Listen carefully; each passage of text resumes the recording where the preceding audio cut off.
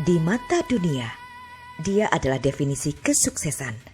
Rumah mewah, setelan jas mahal, dan kepemilikan aset bernilai ratusan juta dolar.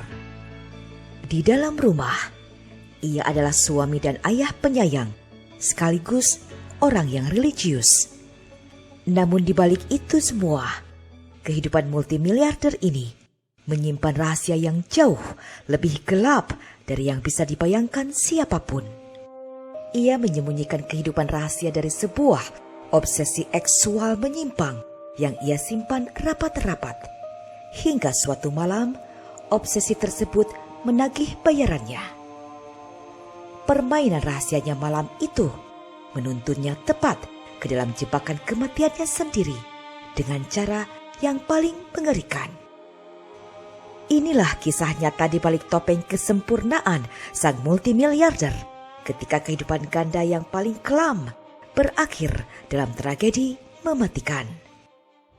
And it was that ever-growing need for sexual satisfaction that ultimately led to his death. Ini bukanlah berita biasa, namun benar-benar kisah nyata yang mengguncang dunia dikupas dalam tayangan dokumenter khas K-Channel membuka jendela dunia. K-Channel opens a window to the world.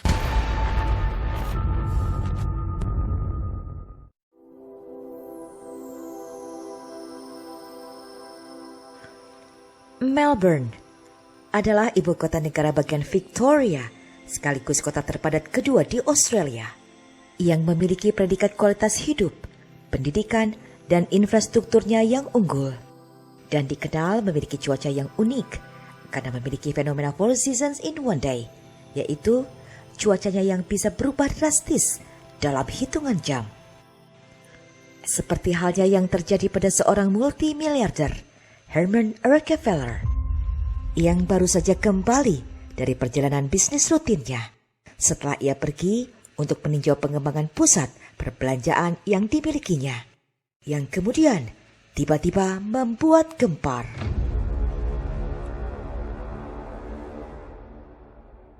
K-Channel documentary. K-Channel.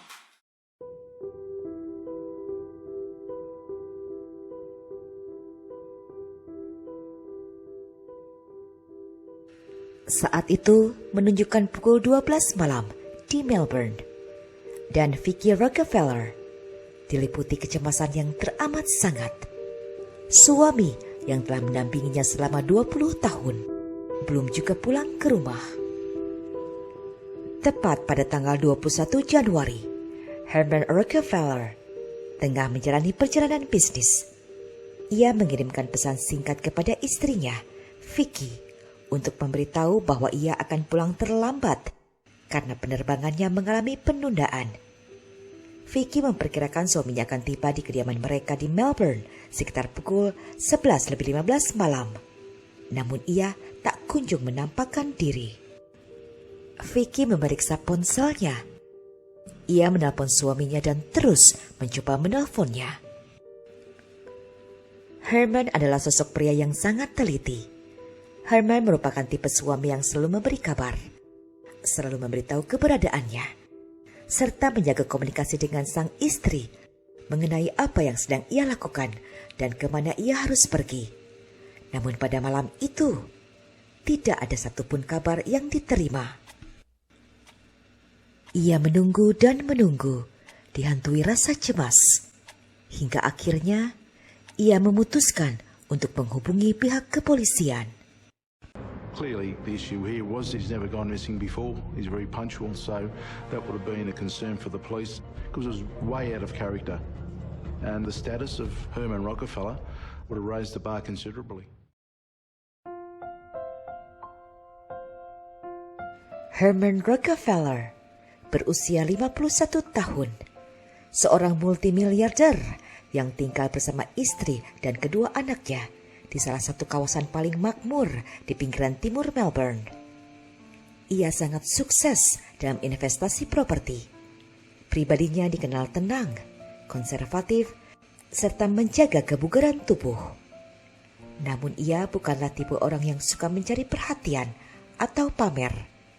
Ia tidak vokal, tidak pula kontroversial, melainkan warga negara yang baik, seorang pria yang berbakti pada keluarganya, serta seorang pria yang rajin beribadah. Pada malam itu, rekaman CCTV di bandara menunjukkan bahwa ia masih hidup dan dalam kondisi sehat. Ia terekam berjalan meninggalkan terminal sambil membawa sejumlah tas. Mr. Rockefeller had with him a laptop, a small business trolley bag, and we believe he was in possession of a plastic bag containing 3 grapefruit. He's not approached by any person, and he's not in company with anyone. Rekaman CCTV berikutnya memperlihatkan Herman meninggalkan area parkir bandara dan melakukan pembayaran menggunakan kartu kredit. Namun kemana perginya ia setelah itu masih menjadi sebuah teka-teki yang belum terjawab. Ia menghilang begitu saja. Rekening banknya tidak tersentuh lagi. Kartu kreditnya juga tidak lagi digunakan. Ia seolah lenyap dari muka bumi. Ketika orang biasa dilaporkan hilang, hal itu jarang menarik perhatian, apalagi menjadi berita utama. Namun, jika Anda dikabarkan memiliki kekayaan hingga ratusan juta dolar, media serentak bersiap-siap menghadapi badai berita. Berita itu meledak begitu liar. Ini adalah salah satu kisah yang paling sensasional yang pernah disaksikan Melbourne dalam waktu yang sangat lama. Sebuah kombinasi yang menghebohkan. Nama besar Rockefeller, keluarga miliarder yang tertutup, tidak mau menjadi sorotan publik, kini malah menjadi berita utama di berbagai media.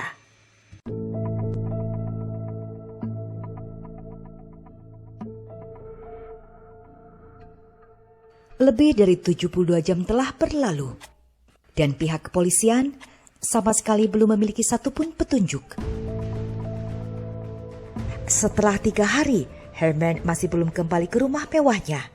Pihak keluarga dan kepolisian akhirnya memutuskan untuk menggelar konferensi pers dengan harapan ada seseorang yang mengetahui keberadaannya. I was at the tennis on Thursday. He actually rang me and my phone was on silent and I missed the call. I saw it and I sent him a text message explaining that I was still at the tennis and that it was taking a long time, and I said I'll probably get home around about the same time as you. And that was the last communication I had from him. Because after he leaves Tullamarine, we're at a loss to what happens at all. We've got no real theories at all. Basically, they say it's just a missing person, and normally we get a hint of what's going on or what's happening, but there's nothing. Dan tepat di hari ulang tahun suaminya yang ke-52 tahun, Vicky memohon bantuan publik melalui siaran radio ABC Melbourne. Here was a woman under enormous pressure, enormous stress, just desperately hoping that someone out there could help find her missing man. Just desperate, really. I just don't know. And the police don't know, and we just have to appeal to the public. And if anybody has seen his car, Which is a blue Toyota Prius. Hal yang paling krusial tentu saja adalah petunjuk mengenai kendaraan tersebut, yakni sebuah mobil Toyota Prius berwarna biru dengan nomor registrasi UUP 682. Tanpa disadari, dari ratusan ribu pendengar yang mendengarkan siaran tersebut, terdapat satu orang yang memiliki kepingan informasi kecil yang mampu mengubah arah investigasi. Informasi itu datang dari seorang supir truk yang melihat keberadaan mobil tersebut yang tengah dicari oleh pihak kepolisian. Was still there later on in the day when I come back again. So sometimes you get cars that have been bought out and dumped and whatever else. Mobil Herman ditemukan di kawasan berjarak 80 km dari bandara dan berada di arah yang berlawanan dari kediaman Herman di Melbourne Timur. Mobil tersebut ditemukan dalam keadaan ditinggalkan. And when we looked inside, there's no signs of foul play whatsoever. Temuan tersebut menjadi katalis bagi kepolisian untuk menerjunkan tim forensik secara penuh. We thank the public for supplying this piece of the puzzle, and we hope that another member of the public will ring us and say that they've seen Herman alive and well. If there was a chance that Herman himself was watching, I'd just say, please, please come home. We love you and we're just desperate to see you.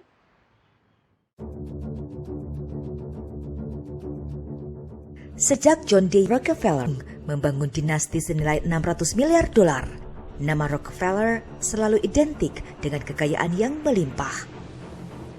Lahir di Ohio dan mengenyam pendidikan di Harvard, Herman Rockefeller memiliki seluruh ciri khas pewaris keluarga terkaya di Amerika. Namun, apakah ia benar bagian dari keluarga tersebut? Ketika Herman Rockefeller menghilang, itulah pertanyaan yang ingin dijawab oleh semua orang. Apakah ia memiliki hubungan darah dengan dinasti miliarder Amerika itu? Keluarga Herman telah datang ke Australia pada akhir tahun 1960-an. Mereka memang menyandang nama besar Rockefeller. Namun sang istri menegaskan melalui radio lokal bahwa meskipun Herman lahir di Amerika, keluarganya sama sekali tidak memiliki hubungan kekerabatan dengan keluarga Rockefeller di Amerika Serikat. Kendati demikian, karena kekayaan Herman Rockefeller mencapai ratusan juta dolar, publik berspekulasi bahwa segala kemungkinan bisa terjadi, mulai dari penculikan hingga keterlibatan dalam spionase, konspirasi CIA, atau ia sengaja disingkirkan karena pengetahuannya tentang skema rahasia tertentu. Kasus ini berkembang liar dalam waktu singkat. You've got a multi-millionaire that's gone missing. So is it a ransom? Is it a kidnapping? One of the main concerns would be extortion in relation to his position. Do you suspect that your brother may have been targeted because of your business dealings? Everything's open to speculation and we're baffled. We have no idea. Absolutely baffling. It's just nothing. It's nothing. You just can't imagine what it's like. It's just unbearable. Dengan adanya penemuan mobil Herman, itu justru semakin memperdalam misteri di balik hilangnya Rockefeller. Lalu secara tak terduga, di hari yang sama, Vicky menerima sebuah panggilan telepon yang meluluhlantahkan dunianya. Wanita tersebut mengaku telah menjalin hubungan gelap secara putus sambung dengan Herman selama 27 tahun. Sang selingkuhan itu menuturkan bahwa di balik hilangnya Herman, ia menyarankan untuk menghubungi langsung wanita-wanita lainnya yang ada dalam hidup Herman. Setelah Vicky Rockefeller menerima panggilan telepon dari wanita simpanan tersebut, ia langsung melaporkannya kepada para detektif pembunuhan. Sebuah informasi yang tentu saja memicu ketertarikan besar dalam arah penyelidikan. Hingga akhirnya, polisi melakukan penggeledahan ke rumah keluarga Rockefeller di ruang kerja Herman. Dan itu memunculkan sebuah fakta mengejutkan. Pria yang hilang itu ternyata mengoperasikan 5 ponsel sekaligus, sementara istrinya hanya mengetahui 1 nomor saja. Bagi pihak kepolisian, temuan semacam itu hanya bermakna satu hal. Ia memiliki kehidupan rahasia. Di sini, polisi juga menemukan di dalam laci lemari arsip yang terkunci. Mereka menemukan sebuah dompet kecil berisi kumpulan foto. Dan itu bukanlah sekedar foto-foto liburan keluarga biasa. They were very explicit sexual photographs, and in them was Herman Rockefeller and women who were neither his wife nor his mistress. The investigators started with the fact that he's a church-going man, a significant businessman and a devoted family man. Now it's taking a sinister turn into the world of sexual deviation.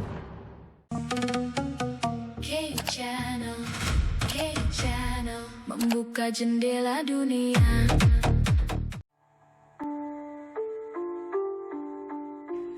Selain itu, di dalam ruang kerja rumah tersebut, tepatnya di dalam lemari arsip, ditemukan pula selembar kertas yang disobek dari sebuah majalah khusus dewasa, Swinger.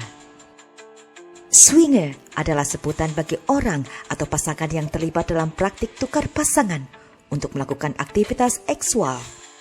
Praktik ini didasari oleh kesepakatan bersama antara pihak yang terlibat, bukan karena paksaan atau perselingkuhan diam-diam. Dan itu menjadi sebuah petunjuk yang mengarah pada dunia lain, dunia rahasia Herman Rockefeller. The investigators started with the fact that he's a church-going man, a significant businessman and a devoted family man. Now it's taking a sinister turn into the world of sexual deviation. Rupanya, Herman telah berbohong kepada semua orang. Tidak ada seorang pun, kecuali Herman sendiri, yang mengetahui apa yang sebenarnya ia lakukan. Hingga akhirnya pihak kepolisian mulai menyatukan teka-teki dari kehidupan rahasia yang rumit dan dijaga sangat ketat tersebut. Sebuah kehidupan rahasia di dalam dunia swingers, di mana Herman dikenal memiliki banyak nama samaran. Salah satunya dengan nama samaran Andy Kingston. Dia sering memasang iklan tentang dirinya dengan deskripsi yang berlebihan. Ia menyebut dirinya tampan hingga pada puncaknya ia mengklaim sebagai mantan model dan tokoh pertelevisian. Herman Rockefeller telah mencari hubungan seksual di luar pernikahannya dengan orang asing selama hampir 10 tahun. Kini, pihak kepolisian mulai cemas bahwa keselamatan jiwa Herman berada di ujung tanduk. Ketika mobil tersebut akhirnya ditemukan 3 hari kemudian, tas dan ponsel Herman sama sekali tidak ada di sana. Namun sebuah benda yang terlempar di kursi belakang kini menjadi pusat perhatian. Di dalam mobilnya terdapat surat kabar. Surat kabar itu memuat sebuah alamat tulisan tangan yang terletak di Hatfield, sebuah kawasan dekat bandara. Alamat yang sama juga tersimpan dalam sistem GPS mobilnya. Begitu alamat tersebut ditemukan, polisi berpikir inilah kemungkinan lokasi yang dituju Herman Rockefeller setelah meninggalkan bandara. Tetapi mereka tidak mengetahui apa alasan kedatangannya. Sehingga rumah tersebut segera ditempatkan di bawah pengawasan yang ketat. Di dalam rumah itu tinggal Bernadette Denny berusia 41 tahun. Seorang ibu 2 anak yang merupakan pecandu alkohol. Sehingga ia tampak lebih tua dari usianya. Ia tinggal di rumah itu bersama kekasihnya yang berusia 57 tahun, Mario Sembry. Mario Sembry adalah pria dengan tingkat pendidikan rendah yang tidak memiliki kehalusan budi. Ia bekerja serabutan meski lebih sering menganggur. Namun ketika ia memiliki pekerjaan, ia bekerja di bidang jasa pembuangan sampah. Dan hubungan mereka baru berjalan 1 tahun lamanya. Bernadette Denny dan Mario memiliki latar belakang yang sangat bertolak belakang dengan Herman Rockefeller dalam banyak hal. Mereka tidak menarik, tidak sehat, tidak bugar, dan tidak sukses. Tim olah tempat kejadian perkara atau TKP telah bekerja siang dan malam demi menemukan bukti apapun yang dapat menghubungkan pasangan itu dan rumah tersebut dengan Herman Rockefeller. Catatan panggilan menunjukkan bahwa Rockefeller sempat melakukan kontak dengan pasangan tersebut pada malam ia menghilang. Namun, di manakah Herman sekarang? Saat polisi melakukan penelusuran di rumah tersebut, mereka menemukan bercak darah pada ubin dapur, noda darah di atas sofa, serta ceceran darah di garasi rumah tersebut. Namun, apakah itu benar darah milik Herman Rockefeller? Setelah mengawasi kediaman Bernadette Denny, para detektif pembunuhan mendatangi rumah tersebut dan menangkapnya atas dugaan pembunuhan Herman Rockefeller. Kekasih Denny yang bersikap penuh permusuhan, Mario Sembri, turut ditangkap. Okay, I can confirm that about 4:30 yesterday afternoon, we executed a search warrant at the unit behind us. The search warrant was executed in relation to the disappearance of Herman Rockefeller. I can also confirm that a 57-year-old male and a 41-year-old female are in our custody, and we hope that they'll be able to assist us with our inquiries.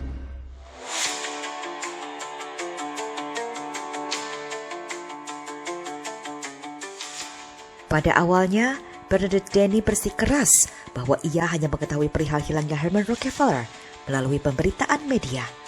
Ia menyatakan bahwa ia memang tahu Herman Rockefeller menghilang, namun ia mengaku tidak mengenalnya.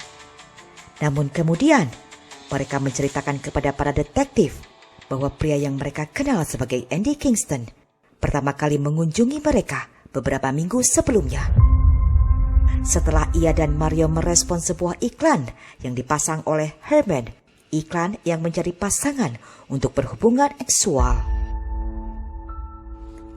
Mereka sempat melakukan pertemuan pertama di mana Herman datang sendirian, lalu berhubungan seksual dengan Bernadette, sementara Mario hanya menonton saja. Padahal iklan yang mereka pasang sebelumnya hanya mencari pasangan untuk pasangan. Herman Rockefeller, as Andy Kingston, then promised that next time he would bring his partner.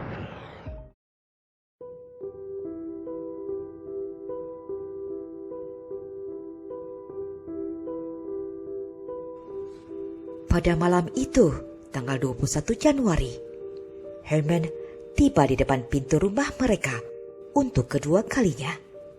Lagi-lagi tanpa seorang pasangan.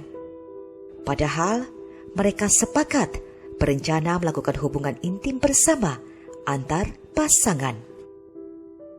Malam itu, Herman sangat berhasrat untuk berhubungan badan dengan Bernadette Denny. Namun Bernadette merasa terhina dan langsung menampar wajahnya.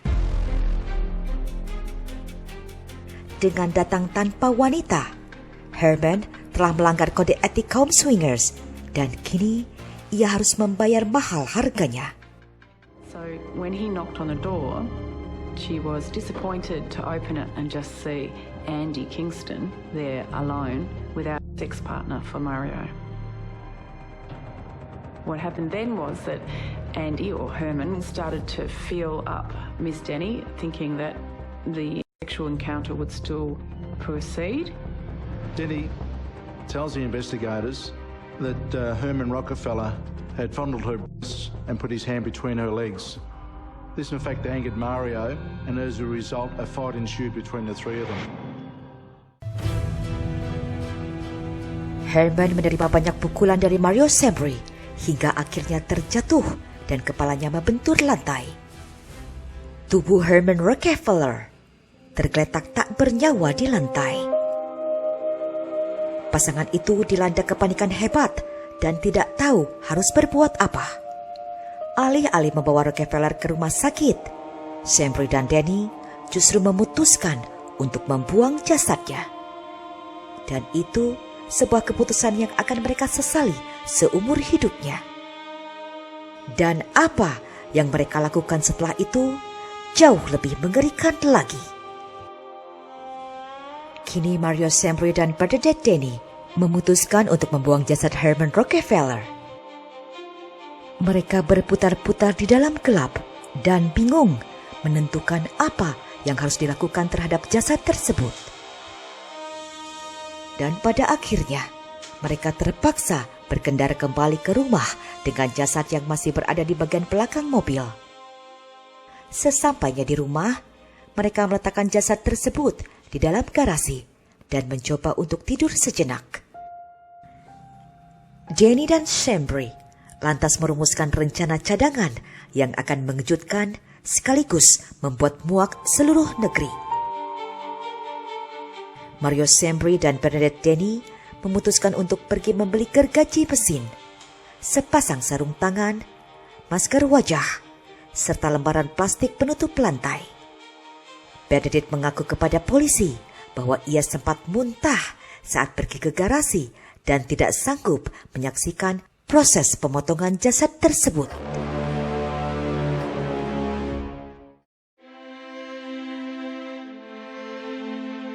Hari Australia 2010. Warga Australia yang patriotik memperingati hari jadi negara mereka dengan hari libur nasional.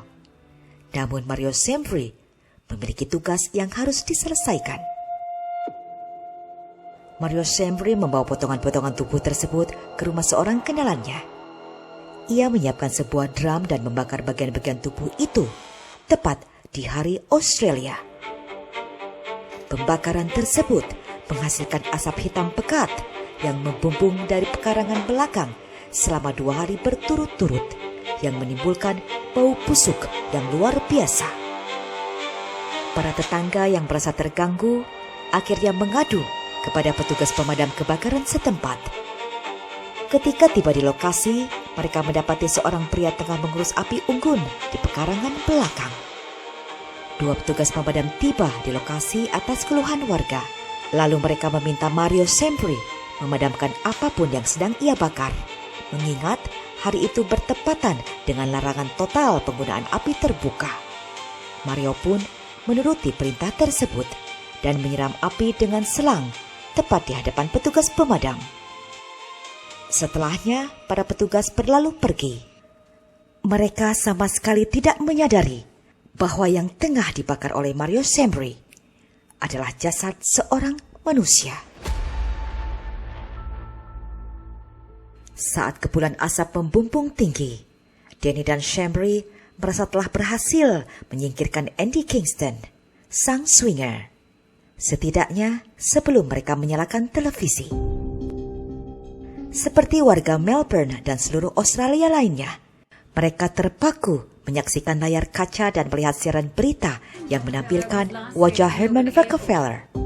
Dan saat itulah mereka menyadari bahwa pria yang mereka kenal sebagai Andy Kingston bukanlah sosok anonim sembarangan, melainkan seorang tokoh kaya raya yang memiliki pengaruh besar. Namun, nasi telah menjadi bubur. Ia telah memotong-motongnya dan membakarnya. Dan mereka terperangkap dalam konsekuensi dari perbuatan keji mereka.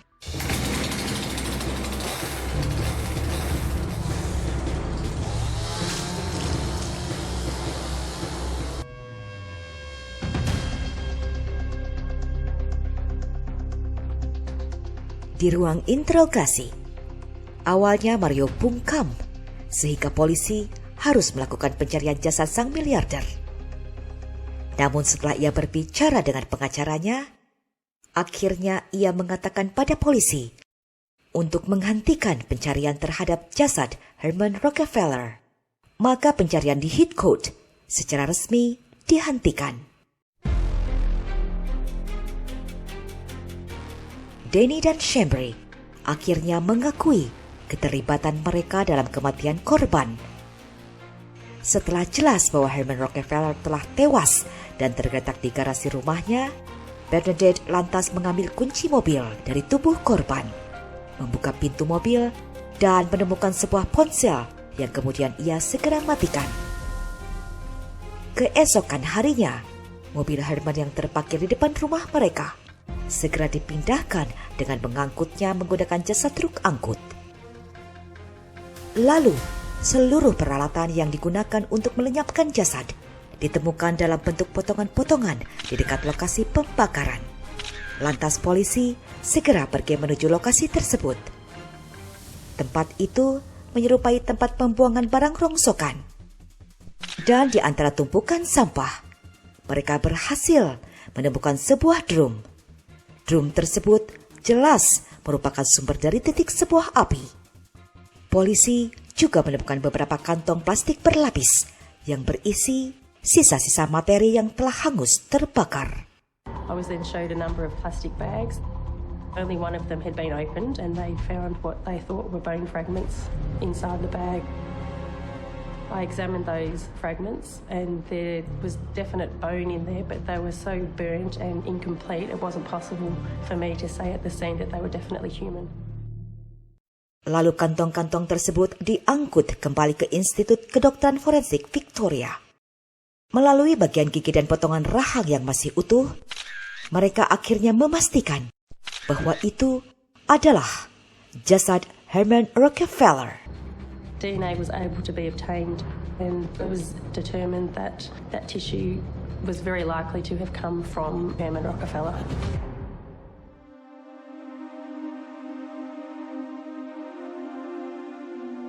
Keluarga Rockefeller hancur berkeping-keping, terombang-ambing di antara rasa duka mendalam atas kehilangannya dan ketidakpercayaannya terhadap sisi gelap dunia swingers yang tidak pernah mereka ketahui sebelumnya. Our family is devastated by Herman's loss and deeply shocked by the circumstances surrounding his death. We wish to thank the media and the public for their support in response to the family's appeal for helping in finding Herman. That's just terrible for them because that's their father.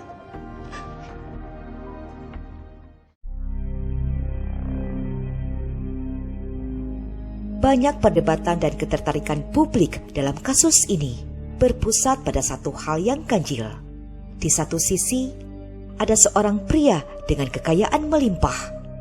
Jika ia menginginkan wanita panggilan kelas atas, atau jika ia menginginkan bentuk kepuasan, hasrat liarnya apapun itu, ia sangat mampu membayarnya. Tetapi ini sebaliknya. Ia justru memilih pergi ke ujung dunia maya yang berbeda. Ia merambah ke pasar bawah yang murah dan tersembunyi. Lalu, apa sebenarnya yang ia cari? Mereka menyimpulkan bahwa di lingkungan itu, Herman sama sekali tidak menghadapi resiko berpapasan dengan kerabat atau kenalan yang mungkin mengenalinya. Di sana, ia bukanlah sosok Herman Rockefeller, pria bertanggung jawab dari kelas atas. Tetapi ia sebagai Andy Kingston. Dan sebagai Andy Kingston, ia merasa berkuasa untuk bertindak sekasar, sekotor, dan semenuntut apapun yang ia inginkan. Ia memanfaatkan pasangan itu semata-mata demi memuaskan hasrat liarnya. He was there for sex. It was in out slam bam, thank you ma'am and go home. And it was that ever-growing need for sexual satisfaction that ultimately led to his death.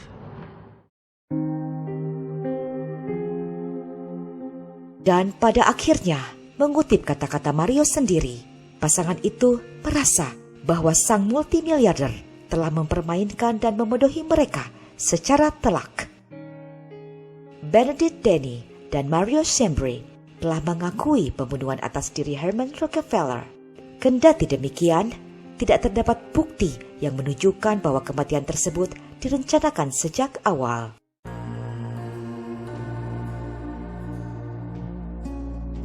Persidangan pun akhirnya digelar.